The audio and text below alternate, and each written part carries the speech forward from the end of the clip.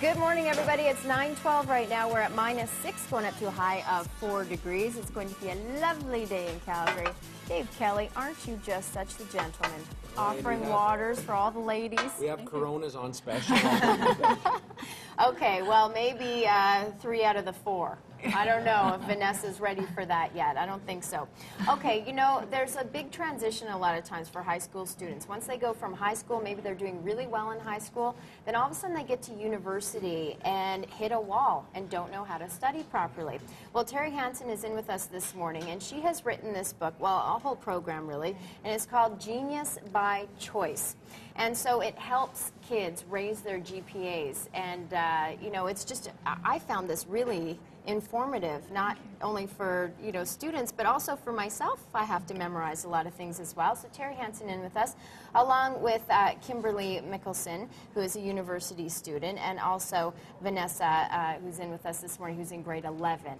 And they have both seen big improvements. But let's start off with talking about what Genius by Choice is exactly. It's a simple 3-step system that I created for students to help reduce their anxiety, stress, frustration, confusion surrounding just a basic question of how do I learn? And I had applied it myself throughout my university, and so then I applied it for high school students and university as well. So how's this learning program different from others? It's based on how the brain actually works with information from the cellular level. And so there are 3 stages of learning that I focus on. So input, which is bringing information in from the outside world.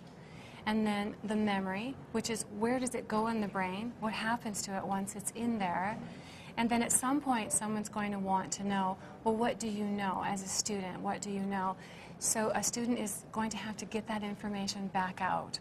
So I separate those into 3 sections, and then I apply a specific rule based on brain science to each one of those sections. Okay, now you were talking about anxiety, and Kimberly, you're in university now, second year? Yeah. Second year, and you were saying that you had a problem with anxiety and freezing. And had you had that in high school? What were your marks like in high school? Well, my marks were actually pretty good in high school, but the thing that, like, with high school is that most of your, like, some of your marks are also on, like, assignments and other things. So in university, most of my mark came from tests, and so when I had test anxiety and froze, it would, like, reflect in what I would get. So when you started using this program, you just started using it in August. How has it changed your life? Well, it's helped me become more prepared for exams and more confident going in, like knowing what I'm going to expect as a grade on it. So, and yeah, it just has helped me practice and be better. Because you have to do your own testing, self-tests? Yeah, self-testing, yeah. And so has that helped you with your anxiety? Yeah, just like with preparing. So since you know what you're expecting, you don't have as much anxiety or stress. Okay, so Vanessa, you're in grade 11. Yes. And tell me about what you were experiencing in school with science class. Well, science was really busy, and like I didn't really retain information, but then when Terry taught me how to format, I learned how to like be efficient and learn the information in my long-term memory, not my shorts, so I could remember it for long periods of time.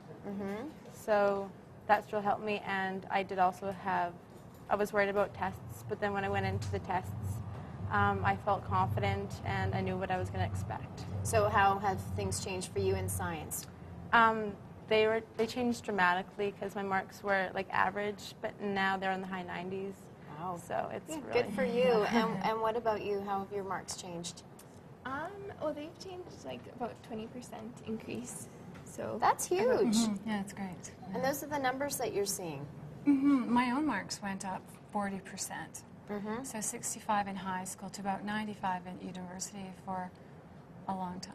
Wow. A long time. Yeah, she has just about every degree you can get, scientist. Okay. And one of the things you focus on, too, is that some of the wisdom that they teach in schools right now, the conventional bits of wisdom that you do not agree with, one of them being you learn from your mistakes.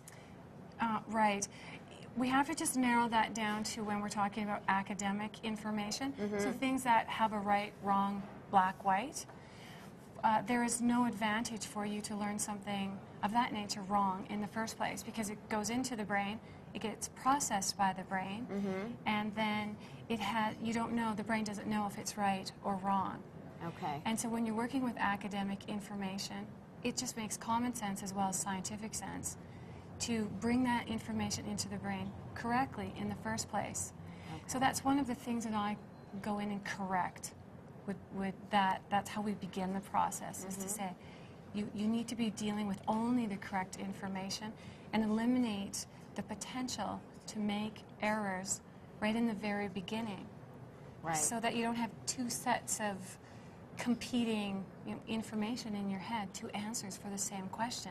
Right. You want to learn have the right thing in your head right from the get-go. Yeah, and when you absolutely know something is true, by default, everything else then is wrong. Another thing, there are a few of them in here, but we only have time for one more. Another familiar assumption is that one must struggle to learn, and you don't believe that. No. At some point, someone is going to ask a student, what do you know? So they're going to have to get that information back out. And if they race around in their own brain trying to find that information, it creates multiple pathways. It's like a spider web. And it is just much more difficult for them to get that information back out. So we just simply reinsert it back in. If you don't know it, it's okay. Just reinsert it back in until you do know it. Until you do know it. So we take the struggle away. Right? And so what's the process for parents or for students at home, maybe in high school, who want to get going with this so that the transition is a little easier into university? Do they have to read a book? Do they have workbooks? How does it happen? Is it a course? Well, the book is specifically for post-secondary. It can also be used for the transition from high school to post-secondary. But I do personal training, and I also do group training at my office. Okay. Yeah. If you'd like some more information, if you want that GPA to get up there a little bit, or if you're in high school and struggling a little bit or want to be prepared for that transition to go into university, there's the website you can go to find out more, geniusbychoice.com, geniusbychoice.com. I found a lot of the principles in here to be helpful too, where I can introduce it to my elementary age students as well, which is great. Thank you so much, everybody, for coming in this morning. Congratulations for doing so well. That's awesome news, Terry. Thank you. All right, we're going to go over to Andrew Schultz right now. I think he does have his glasses off now. He's got the 20